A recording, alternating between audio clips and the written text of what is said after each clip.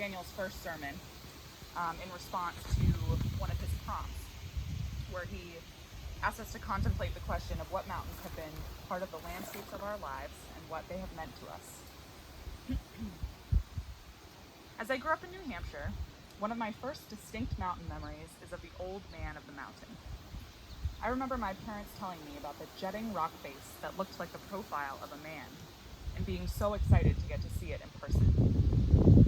It is situated on Cannon Mountain in the White Mountains of New Hampshire, and you can see it as you drive through Franconia Notch on Interstate 93, which transforms from a pretty normal feeling highway to something that feels out of a fairy tale. All of a sudden, the speed limit drastically decreases, and the guardrails seem to rise up and increase in size, and the road turns to one lane and twists and turns through the valley of what feels like peaks that reach the heavens. As we headed north, all of a sudden, my mom started saying, "Wait for it, wait for it," as I stared up to what just looked like normal old mountain peaks. Then, with what felt like no warning, there it was, clear as day, the old man. I remember feeling sheer awe and disbelief that it was so obvious. It was like someone had gone up there and carved the face out of stone.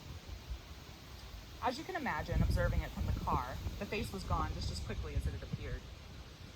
From then on, I remember feeling those exact same feelings of bursting anticipation followed by awe and wonder every time I saw the old man. I remember thinking it was silly that I got such butterflies every time I witnessed the stone face. But Nathaniel Hawthorne described the old man as a work of nature in her mood of majestic playfulness. So maybe it wasn't so silly after all. I felt this way every time I saw him, until the old man's tragic but inevitable collapse in 2003. This was a huge deal for us New Hampshireites, and I mourned the loss as I did the death of a celebrity. I remember feeling so strange the first time I drove by it after it fell. You would have never known it was even there. Little did I know that that area of the White Mountains would continue to have importance for me, particularly on my faith journey. I started to attend summer camp at Horton Center, a ministry of the New Hampshire UCC Conference.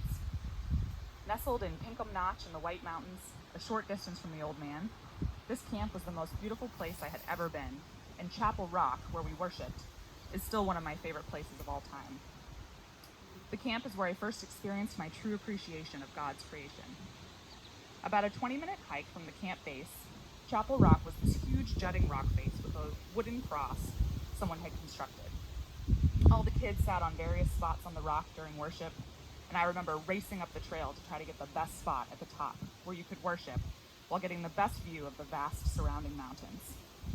Occasionally, we would go up in the evenings just to watch the sunset and sing hymns. My other favorite part of camp was the one night we would sleep out on the ledges. I've often wondered if they still do this ritual, as it seems like parents would be quite horrified of that these days. Just before dusk, we would hike up with our sleeping bags and pads and get situated. I learned that for me, there is literally nothing like sleeping out on a mountain ledge under the stars.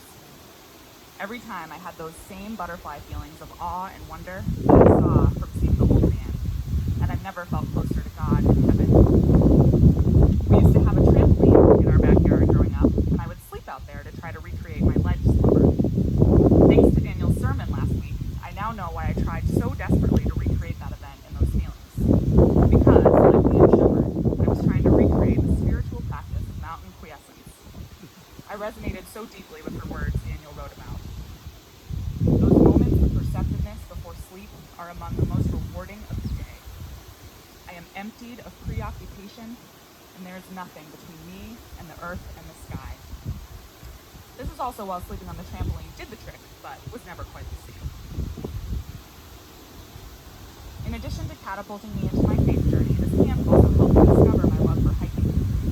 My idea of hiking has changed drastically throughout my life, from seeking the high peaks and only climbing for a 360-degree view, to, after many a struggle with my knees in adulthood, finding peace in simply walking a flat path.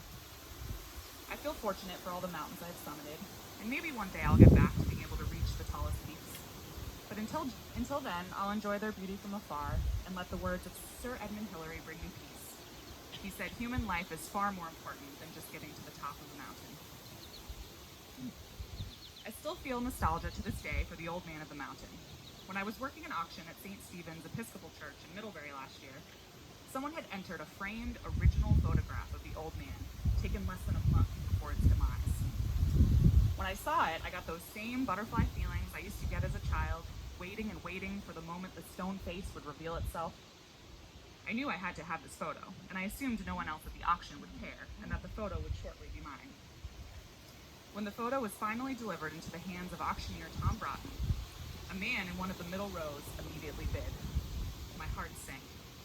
I bid and bid as high as I was willing to go, but alas, in the end, I conceded. After the auction had ended, I decided to approach the couple who had claimed the photo, and in my most calm voice, I said, "I hope you appreciate that photo as much as I would have."